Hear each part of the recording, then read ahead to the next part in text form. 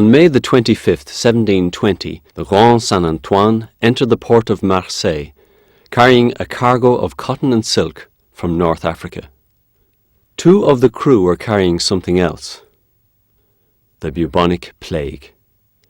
Within a few months, more than 50,000 out of a population of 90,000 were dead.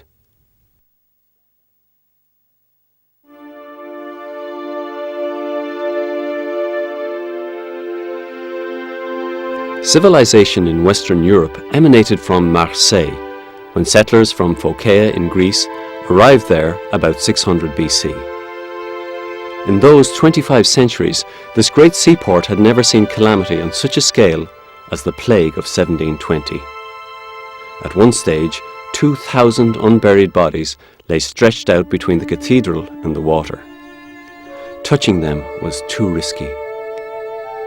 The plague raged relentlessly through the summer months. Anne Madeleine of Rémusat, a saintly nun in the local visitation monastery, convinced the Archbishop Henri de Belsunce that it would stop if he consecrated the city to the Sacred Heart of Jesus.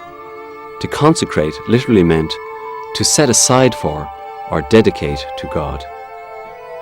On November the 1st, 1720, the Archbishop performed an act of consecration to the Sacred Heart in the street now named after him, in the presence of the city council and those of the citizenry who were willing to come together in public in spite of the danger of contagion. The situation changed dramatically. The plague ended abruptly. The city authorities promised to commemorate this act in perpetuity. When they reneged on this promise a few years later, the plague began again. Suitably chastened and now conscious that consecration is not something lightly undertaken, they renewed their commitment and the plague again ceased. The original promise had been kept, culminating in the building of this Basilica of the Sacred Heart after the Second World War, over 200 years later.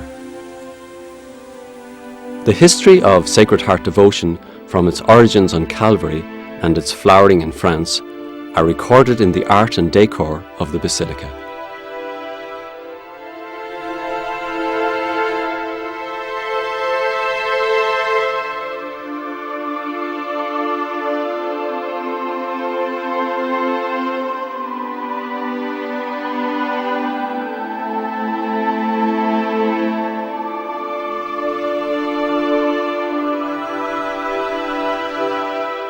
Marseille is still known as the City of the Sacred Heart.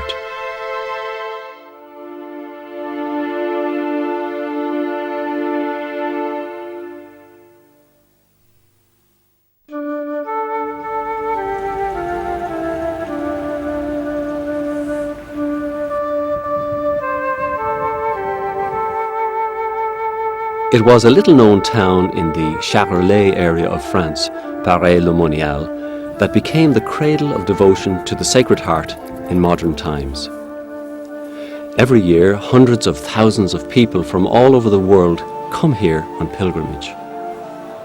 The inspiration for this was a series of events that took place here in this church between 1673 and 1690, several decades before the plague in Marseille. They began with a report that the risen Lord had appeared to Margaret Mary Alacoque, one of the nuns in the local visitation monastery. Margaret Mary was born here in Verrouve in 1647. She was baptized here. After a difficult childhood, her in-laws subjected her widowed mother and herself to continual harassment. She entered the monastery of the Visitation of Holy Mary at the nearby town of Paray-le-Monial in her early 20s. She stayed there until her death at 43 in 1690. She had hardly entered the order when the series of visions took place that turned her life upside down and have had an incalculable influence on the history of religious practice in the Catholic Church ever since. On the feast of St. John the Evangelist, December the 27th, 1673, she describes what happened.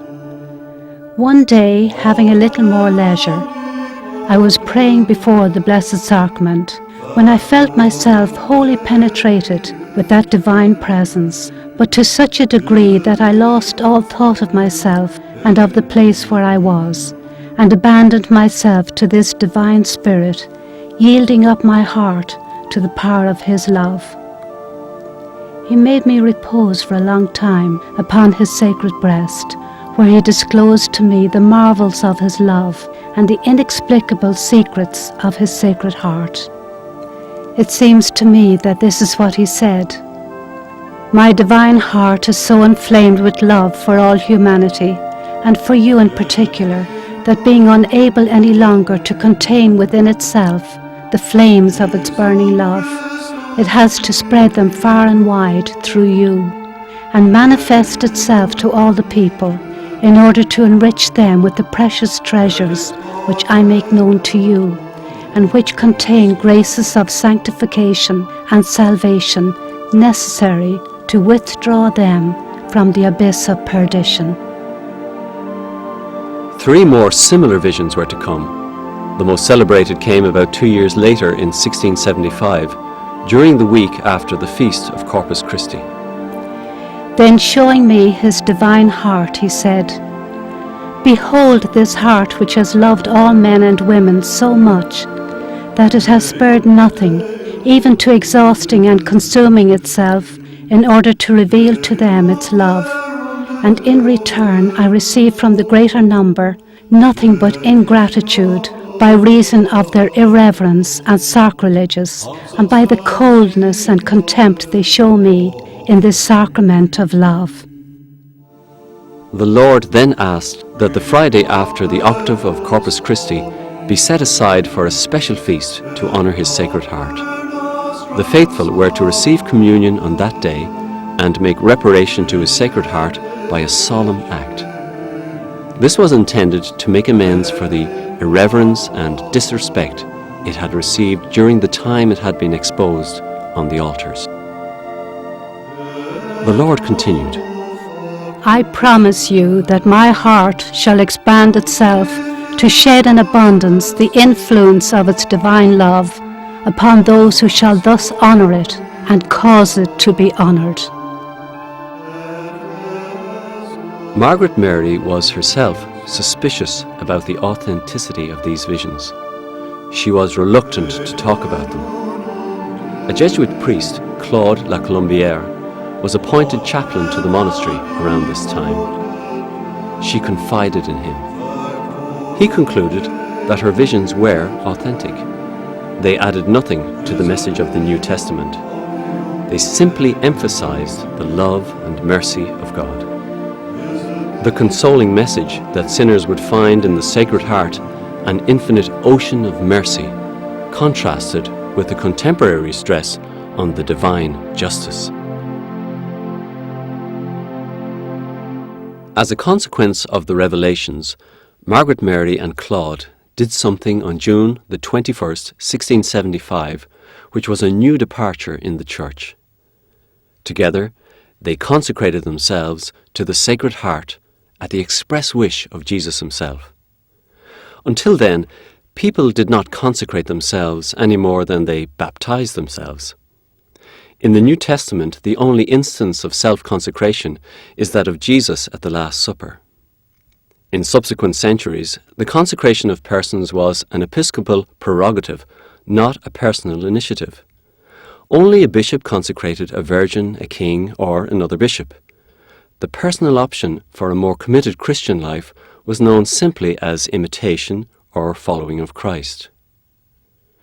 This act of consecration of Margaret Mary and Claude not only inspired the Bishop of Marseille during the plague 45 years later, it was to inspire countless individuals, families, congregations, cities, and countries to something similar in centuries to come. Within months, Claude was appointed chaplain to the Duchess of York, Mary of Modena, later Queen of England, at the Palace of St. James, London. Here, in the Queen's Chapel, he preached the substance of the devotion as he had learned it from Margaret Mary, but carefully avoided any public reference to her or the recent events at Paris. Later, he was falsely accused of complicity in the Titus Oates plot, imprisoned and then deported to France. Diplomatic immunity saved his life. He died in this room in Paris in 1682.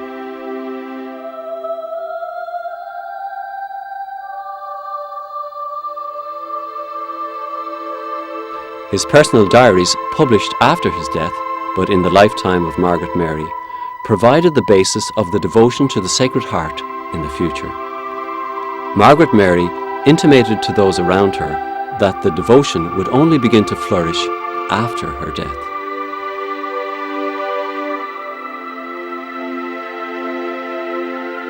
This mosaic in the Colombière Chapel at Paris depicts a further revelation to Margaret Mary in 1688, 2 years before her death. In a letter, she described how she had seen Jesus seated on a throne with his mother on his right. Before him were St. Francis de Sales, founder of the Visitation Order, Claude La Colombière, now dead 6 years, a number of Fathers of the Society of Jesus and Sisters of the Visitation, known for their devotion to the Heart of Christ. In the vision, the main speaker was the Blessed Virgin.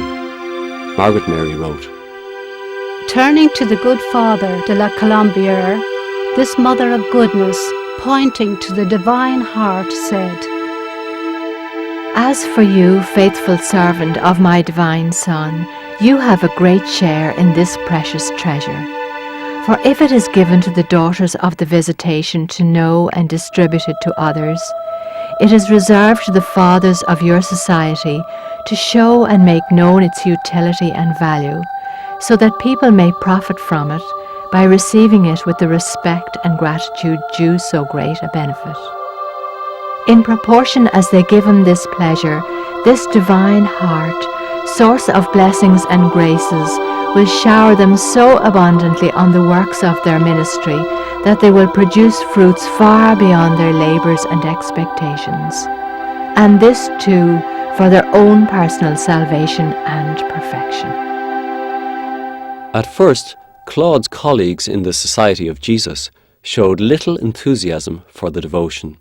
Jean Croiset, a confidant of both Claude and Margaret Mary, was forbidden by superiors to talk about it to young members of the order. It all seemed too good to be true. This initial reluctance eventually gave way to enthusiastic acceptance. In the order, promoting and preaching the devotion eventually came to be known as Munus Suavissimum, or the most delightful duty. Jean Croiset and Joseph de Gallifet, tireless promoters of the devotion, outlived their friend Claude. Croiset wrote the biography that cleared the way for the canonization of Margaret Mary, and de Gallifet's writings led to the eventual establishment of the Feast of the Sacred Heart, asked for by Jesus himself. In Spain, the devotion spread like wildfire in the 18th century through the efforts of Jesuits like Agustín Cadaveras and Bernardo de Hoyos. From Spain, it spread quickly to South America, where it was to play an extraordinary role in the popular religion, especially in the 20th century. The call to spread the devotion, initially addressed to Visitation nuns and Jesuit priests, is understood as applying to any man or woman of goodwill who wants to spread devotion to the Saviour of all humanity. Margaret Mary was canonized on May 13th, 1920 by Benedict XV, and Claude on May 31st, 1992 by John Paul II. So, why devotion to a heart? This worship to the heart of Jesus enables people to understand better that they are permanently, at every moment, created out of love by the incarnate Word, from nothing. And it enables them to understand also better that Christ, in all the tabernacles of the world, is constantly praying for them, and that Christ is desirous on the day of their death and on the day of universal judgment to reward them for all the good which under the inspiration of His Holy Spirit they have done during their earthly lives. So that this worship to the heart of Jesus embraces the past, the present, the future of each human being. They shall look on the one whom they have pierced. This prophetic phrase from the prophet Zechariah, used by John the Evangelist in his account of the crucifixion of Jesus, fostered the piety of believers from the beginnings of Christianity. When linked with the words of Isaiah, "By his wounds we have been healed," it is not surprising that the wounded side was a place of refuge for troubled humanity. Over 1,000 years later, in the 11th century, St. Anselm of Canterbury, later to become known as Father of the Devotion to the Sacred Heart, was the first major figure to stress the wounded side as an opening to the heart within. He wrote, "What sweetness in this pierced side! That wound has revealed to us the treasures of his goodness, that is to say, the love in his heart for us." For Anselm, Jesus did not save us through his suffering. He saved us through his love in sufferings. The universality of the heart as symbolic of the person in all civilizations and languages facilitated subsequent developments. In the words of the 20th century German theologian Hugo, one of the two famous Rahner brothers, every failure to understand the eternal word heart is a real tragedy of the spirit. In the wake of Anselm, a galaxy of the greatest Christian mystics and their disciples focused on the heart. Bernard of Clairvaux, the 12th century Cistercian monk, wrote, "The lance pierced his side, and it penetrated into his heart, in order that henceforth he may be induced to sympathize with us in our infirmities." The secret of the heart is exposed by the openings of the body. After him came St. Francis of Assisi, St. Albert the Great, St. Bonaventure, St. Gertrude the Great, St. Catherine of Siena. From the 13th to the 15th century, it was said that the preaching of the Dominicans and Franciscans made all Europe weep. The heart loomed large in the sermons of men like the Dominican Henry Suso and the Franciscan Bernardine of Siena. The Carthusians in Germany ensured the continuity of the devotion during the 16th century, when Europe was convulsed with the repercussions of the Reformation. St. John Eudes, in the first half of the 17th century, was highly effective in his promotion of devotion to the hearts of both Jesus and Mary, particularly in the north of France. But with the suppression in 1773 of the Society of Jesus, the main promoters of the devotion, the future looked bleak. To make matters worse, 1789 saw the beginning of the French Revolution. This was to take a terrible toll on any public expressions of religion until the end of the century. The pious practice of wearing small emblems of the Sacred Heart, known as safeguards, was deemed to be counter-revolutionary and led to the guillotine for many transparently innocent people. Strangely, it was during this period that the devotion sunk deep, lasting roots in popular religious practice. As traditional public liturgy was in chaos, the devotion proved a consolation to many in the privacy of their homes. At the beginning of the 19th century, France was upside down. The schools, education was not there, and also people were very rude to one another. They had killed brothers by thousands, so they needed some spirituality of tenderness, and the tenderness of God coming towards us. The incorrupt body of Saint Madeleine Sophie Barrat is venerated in Brussels in one of the houses of the congregation she founded. In founding the Religious of the Sacred Heart in 1800, Madeleine Sophie was setting up what would be among the first of more than 280 new religious congregations, male and female, bearing the term Sacred Heart in their title. Some 150 of these were founded in the 20th century.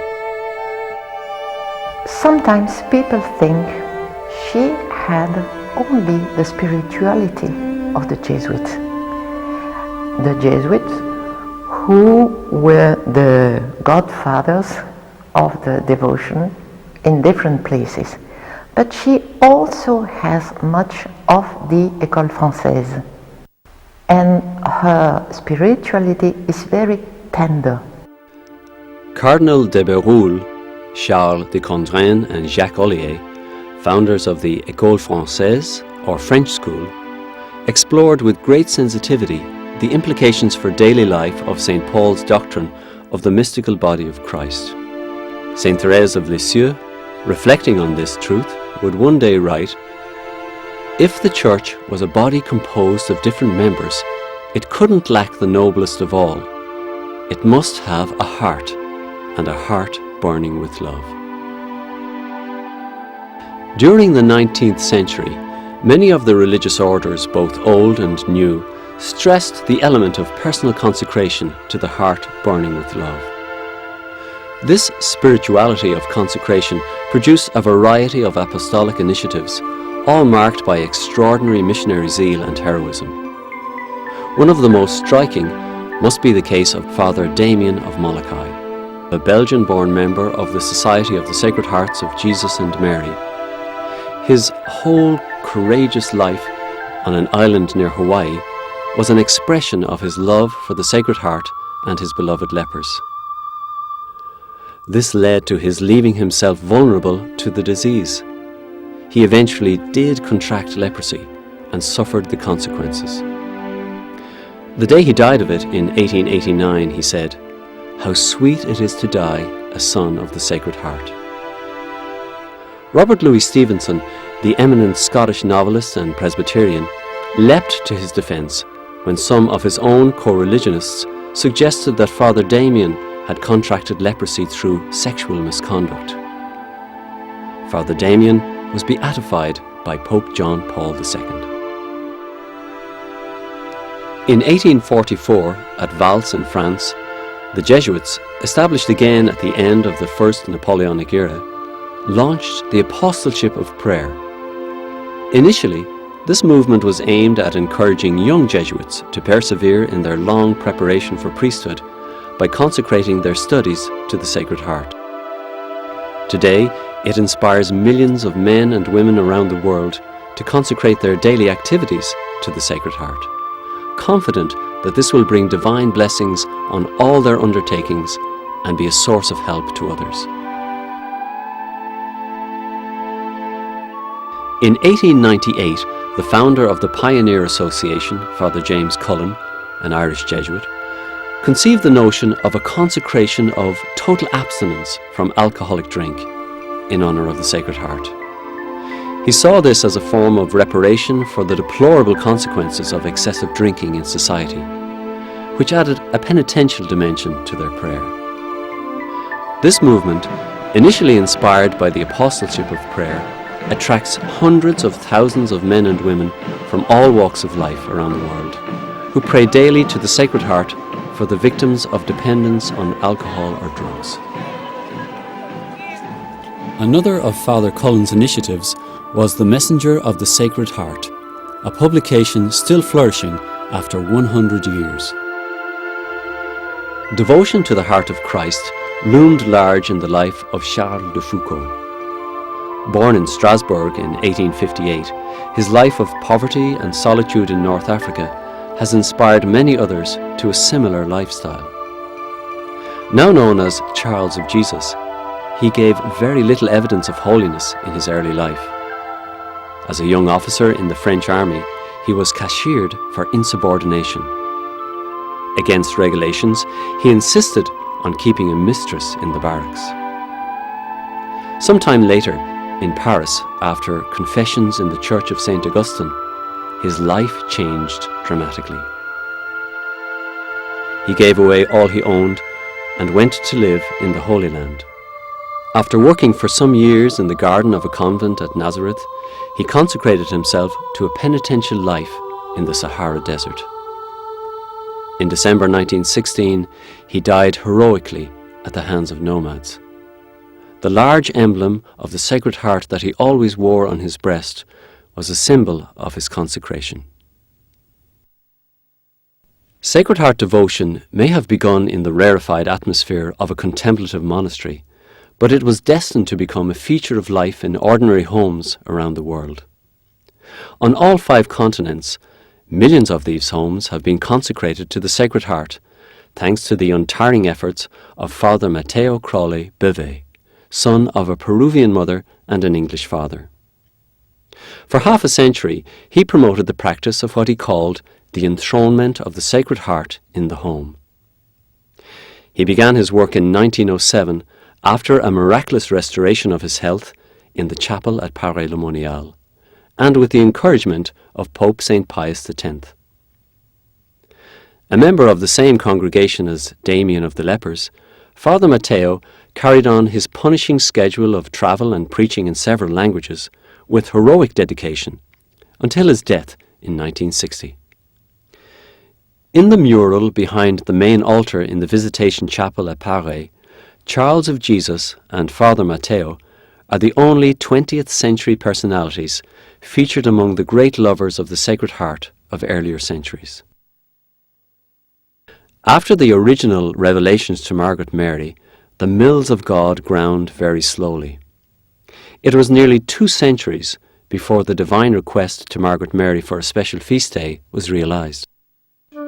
On August the 23rd, 1856, Pius IX extended the Feast of the Sacred Heart to the Universal Church. This led to the extraordinary growth in the practice of the devotion. Many churches around the world were dedicated to the Sacred Heart. An extension of this was the desire of a number of Catholic countries to consecrate themselves to the Sacred Heart. This generally required state approval. Ecuador and Ireland were among the first. In Ecuador, the inspiration came from the president of the country, the deeply religious Gabriel García Moreno. Not long afterwards, he paid for it with his blood. He was assassinated on leaving the cathedral in Quito on the first Friday of August 1875, where he had been making his customary monthly hour before the Blessed Sacrament, in honour of the Sacred Heart.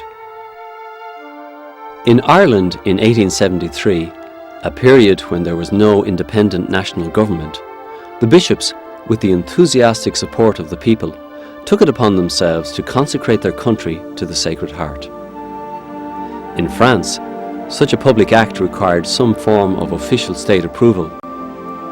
Following defeat in the Franco-Prussian War in 1870, experienced as a period of national humiliation, a number of the deputies of the National Assembly consecrated their nation to the Sacred Heart in a ceremony at Paray-le-Monial.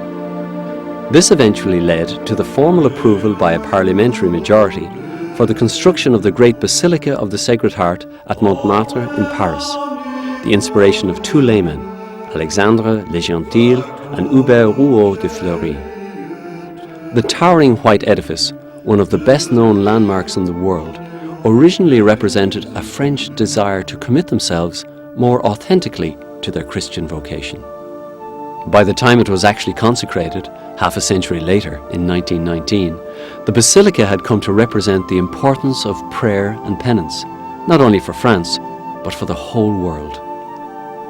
Jesus taught his disciples to pray, but he also stressed the need for penance. Unless you do penance, you will likewise perish. Cardinal Richard and the other archbishops of Paris of the period saw the great basilica as symbolizing for the whole world this inescapable dimension of Christian life. With their support, Montmartre was to become the headquarters of an association of prayer and penance in honour of the Sacred Heart. A key figure in the development of this association of prayer and penance was a laywoman, Madame Edith Royer, who died with a reputation for great holiness in 1924.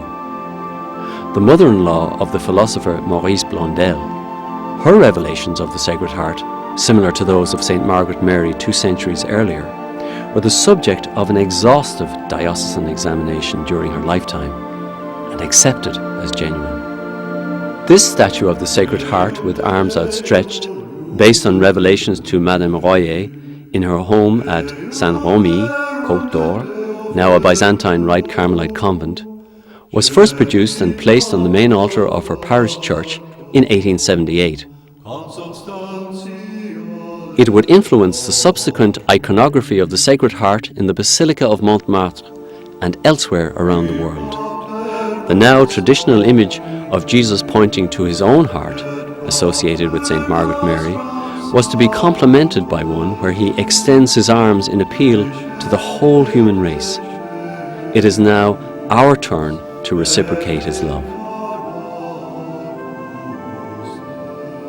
St. Margaret Mary herself appeared to Madame Royer in 1873 during a pilgrimage to Paray-le-Monial, encouraging her to act on her revelation. Margaret Mary said to her, "If I could relive my life, I would be the first to proclaim that the Sacred Heart cannot save people without penance. Love towards the heart of Jesus is not to be shown only by confidence in his mercy, by prayers, communions and pilgrimages. I would cry out that to all these manifestations must be joined the practice of penance, and not only interior dispositions towards penance, but also exterior acts of mortification, proportioned to the graces of each individual." Leo XIII consecrated the whole human race to the Sacred Heart. This came as a result of a request from Sister Maria Droste zu Wissering, a German sister in a Portuguese convent of the Good Shepherd.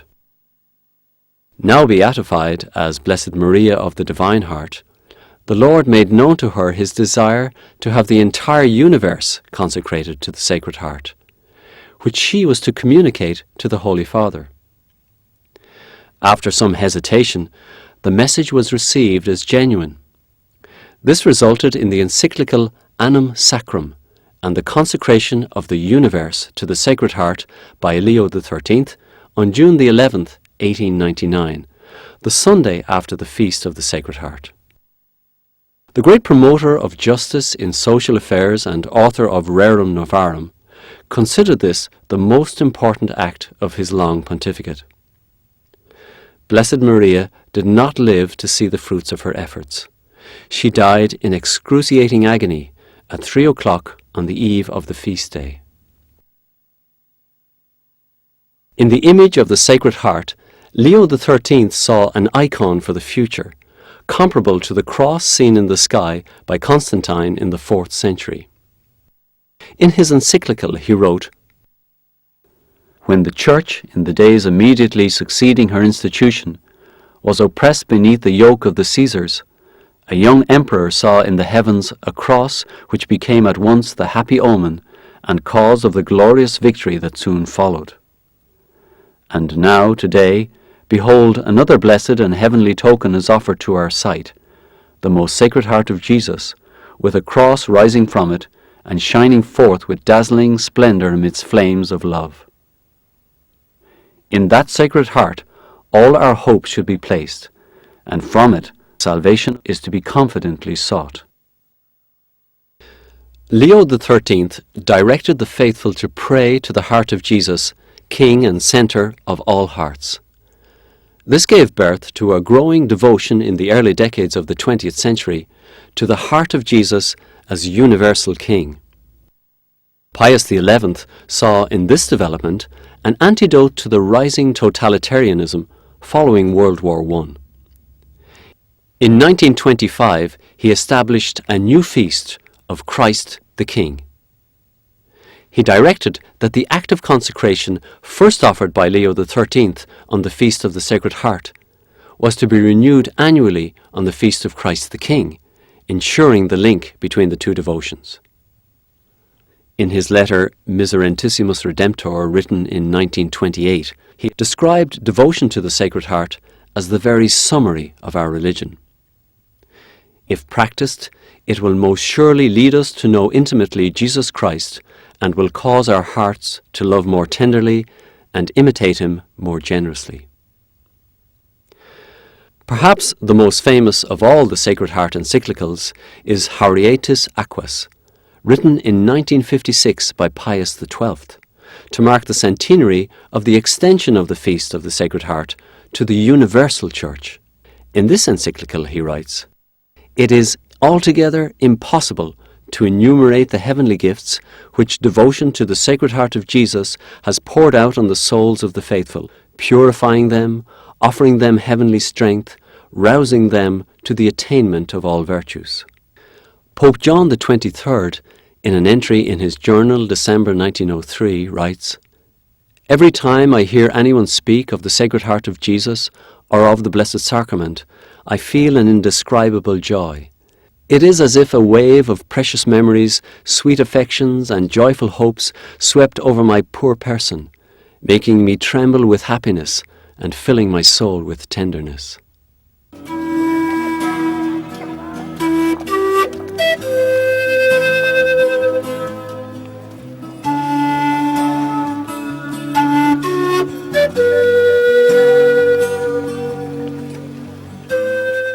At the end of the Mass each Sunday, when I speak a little bit with people who are here, there are people who come from every part of the world, and I'm very pleased to welcome them just a while, to speak to them. And it's true that everybody here feel like at home. Everybody, from South America, Australia, Irish people. For me, it's something I'm still discovering Sunday after Sunday. It's a grace for me. I hope it's also something pleasant for people who come here. I think so.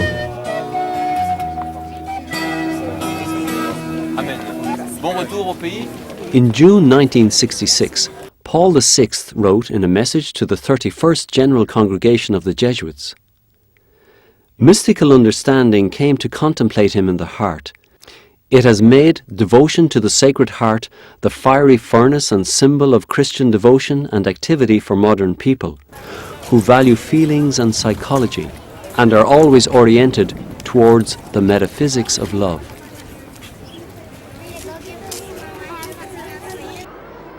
After the attack on his life in 1981, the first thing Pope John Paul II did on recovering consciousness after surgery was to ask all those around to join him in singing the Litany of the Sacred Heart.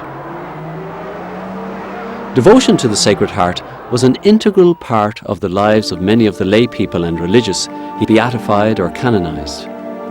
In the case of at least 35 of them, devotion to the Sacred Heart was the main characteristic of their religious practice. Among these is the first person canonized in the new millennium, Saint Faustina Kowalska. Speaking at the tomb of Saint Faustina in Krakow in June 1997, Pope John Paul said, "Anyone can come here, look at this picture of the merciful Jesus, his heart radiating grace, and hear in the depths of his own soul what Blessed Faustina heard. Fear nothing, I am always with you."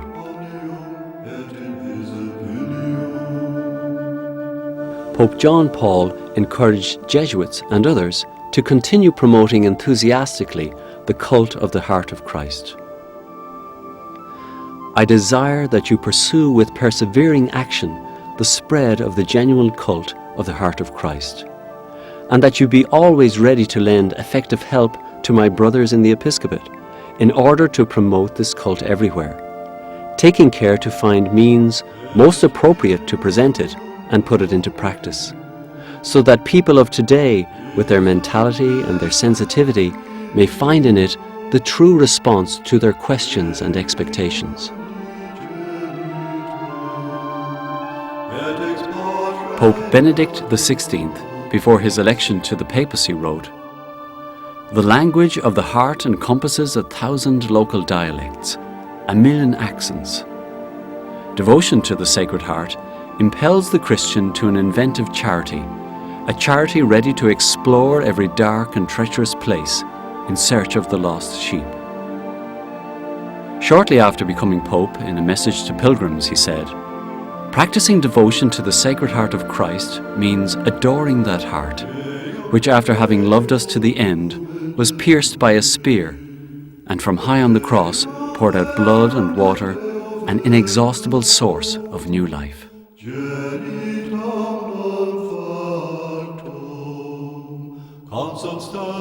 The late Father Pedro Arupe, a native of the Basque country and a former Superior General of the Society of Jesus, had personal experience of some of the great tragedies of the 20th century, both in the East and West.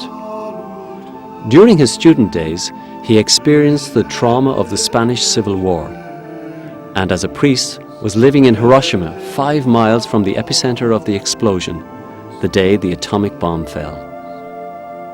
Although his community house was structurally damaged, no one was injured. Within hours, he and his companions had organized first aid for the victims. Some years later, shortly before succumbing to the stroke that left him severely incapacitated for the last 9 years of his life, he had this to say: "If you want my advice, I would say to you, after 54 years of living in the Society of Jesus and almost 16 years as its general, that there is a tremendous power latent in this devotion to the heart of Christ. Each one of us should discover it for himself, if he has not already done so, and then, entering deeply into it, apply it to his personal life in whatever way the Lord may suggest and grant. There is here an extraordinary grace that God offers us."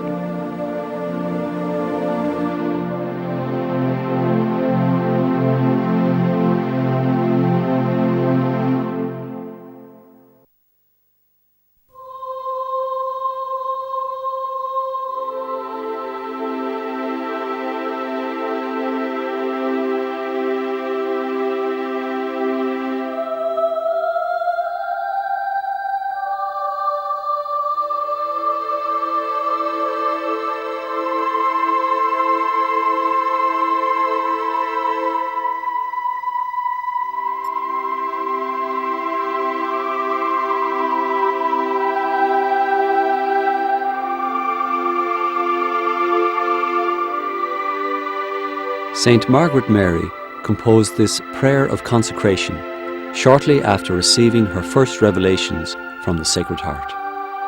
Most Sacred Heart of Jesus, to you I mention your name here. Devote and offer up my life, thoughts, words, actions, pains and sufferings. May the least part of my being be no longer employed, save only in loving, serving, honouring and glorifying you. For this reason, O most Sacred Heart, be the sole object of my love, the protector of my life, the pledge of my salvation, and my secure refuge at the hour of my death. May you be, O most bountiful Heart, my justification before the throne of God, and screen me from his anger, which I have so justly merited.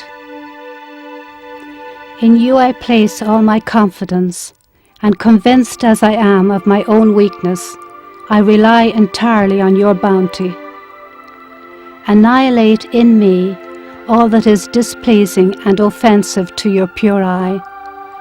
Imprint yourself like a divine seal upon my heart, that I may ever remember my obligation never to be separated from you. May my name also, I beseech you, by your tender bounty, be written in you, O Book of Life, and may I ever be a victim consecrated to your glory, ever burning with the flames of your pure love, and entirely penetrated with it for all eternity. In this I place all my happiness, This is all my desire, to live and die in no other quality but that of your devoted servant. Amen.